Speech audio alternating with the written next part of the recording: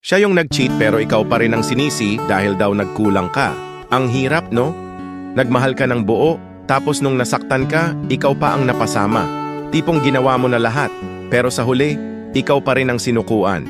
Minsan mapapaisip ka na lang talaga kung worth it pa bang magmahal. Lalo na kung ang kapalit ay pagtitiis, pagdududa, at yung bang parang ikaw pa ang mali sa pagiging tapat. Hindi mo na nga alam kung paano bumangon kasi parang sinira nila yung tiwala mo, pati sarili mong halaga. Nakakadrain yung ipaglaban yung relasyon habang siya nilalaro lang pala. Pinagkatiwalaan mo, minahal mo, pero niloko ka.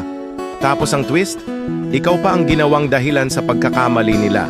To anyone na pinaparamdam na kasalanan nila ang pagiging loyal, hindi ikaw ang may problema. Hindi mo kasalanan kung nasobrahan ka sa pagmamahal at pag-aalaga. Hindi mo pagkukulang yung hindi sila marunong makontento. Lesson learned. Kapag naramdaman mong hindi ka na pinipili, huwag mo na pilitin. Hindi mo kailangang magmakaawa sa taong kayang sirain ka. Love should never feel like a punishment. Anong masasabi mo? Comment below and follow for more.